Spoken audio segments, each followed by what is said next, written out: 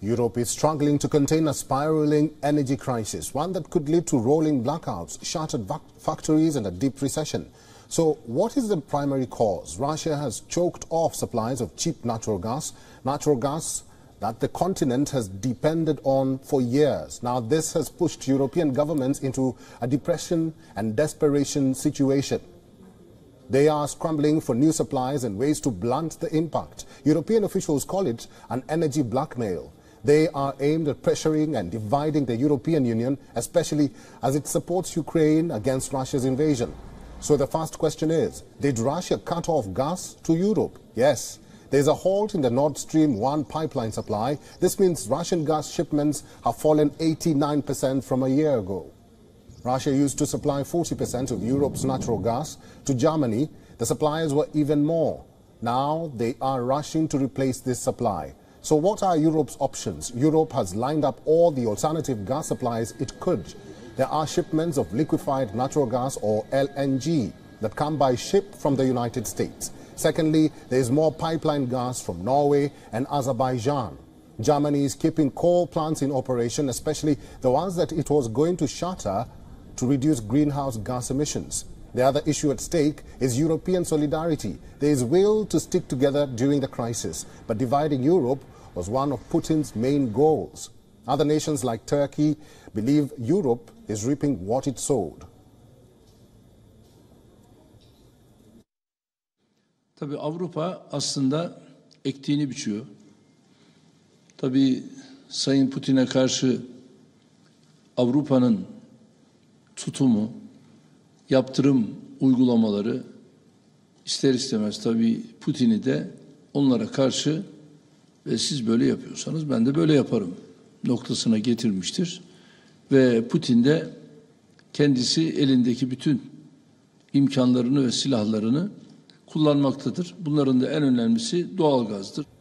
So far, the bloc's unity is holding. EU energy ministers and heads of state are set to meet in Brussels on September 9th. The plan is to further reinforce the bloc's solidarity through coordinated energy policies and action plans. But in countries, protests have already broken out against energy bills. A few dozen protesters burned gas and electricity bills in Naples city centre.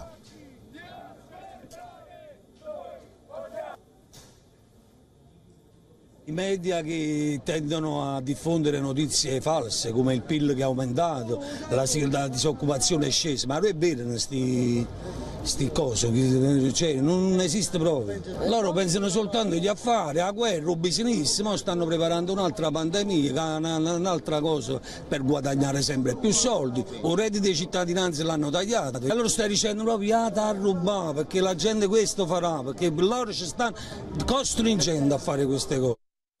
In Czech Republic, thousands rallied against the pro-Western government. They condemned the government for its support of the sanctions against Russia, accusing it of not being able to tackle soaring energy prices.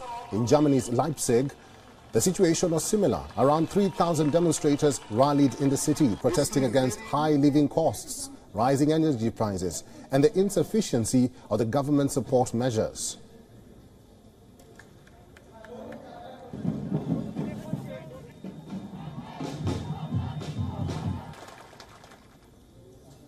And for more on the story, Alexander Clarkson is joining us live from London. He is a political analyst and the founder of Global Political Insight think tank. Alexander, welcome to the program. Among the issues that the new UK Prime Minister Liz Truss has said she will focus on is dealing with energy crisis caused by Putin's war. She also says she's determined to deliver going forward. Your thoughts on that? Well, she will have a challenging time going forward. The prices in the UK for energy have risen substantially over the last year or so, and causing severe economic challenges for the people of Britain. Now here at the moment, in terms of politics itself, the majority of the people are still supporting the UK government's plan to support Ukraine economically and militarily. And so from that regard, the UK is not seeing similar tendencies as in Italy and Czech Republic, Hungary, and perhaps Turkey as well. Nevertheless, going forward, we may see more and more voices questioning the UK's policy in regards to Ukraine. But I should add here that the UK is actually one of the few countries in Europe that does not rely on Russian gas. The prices here are still high, but that's because of the overall global prices on gas. Nevertheless, the UK gets its gas sources from elsewhere and not from Russia. And so from that point of view, the UK government will feel that they can continue with their policy on Ukraine, regardless of any challenges that may pose. Alexander, let me ask you this. Do you think Europe is divided over Ukraine as energy crisis deepens? Well, in this regard, I would say that Europe has always been divided when it comes to its relations with Russia. We've always seen that, for example, Baltic countries such as Estonia, Latvia, and Lithuania have always been, let's say, more aggressive towards Russia, whilst countries such as Hungary, Turkey, Italy, and even France sometimes have tried to reach out to Russia.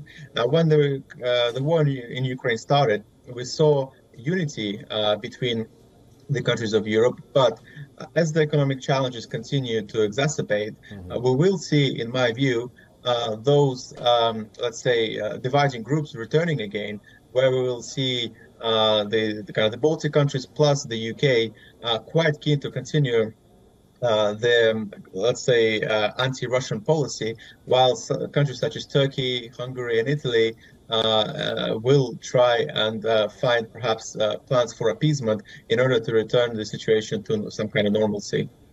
Lastly, Alexander, Turkish President Tayyip Erdogan says that Russia is cutting natural gas flows to Europe in retaliation for sanctions, adding that Europe is reaping what it sowed. Your thoughts? Well, in some ways, I mean, that's right. I mean, Russia has been obviously clear that they're cutting gas to Europe because of the sanctions. At the same time, I think many Europeans would argue that they had no choice, really, because it is the money that Russia receives for the gas that is essentially financing the war in Ukraine. So if Europe did not impose sanctions on Russia and did not try and wean off itself of Russian gas, there would be widespread criticism of the European Union and the UK, for example, as well, of the fact that essentially Europe continues to finance the war in Ukraine by continuing to buy the gas in Russia. So I would argue that regardless of the challenges that the European Union faces at the moment, they had no choice, and that they will feel that the decision that they have taken will be right in the long term, especially when they find other sources for gas that is not related to Russia. Live from London, Alexander Clarkson, thank you very much for making time and for talking to WION today. Thank you. WION is now available in your country. Download the app now and get all the news on the move.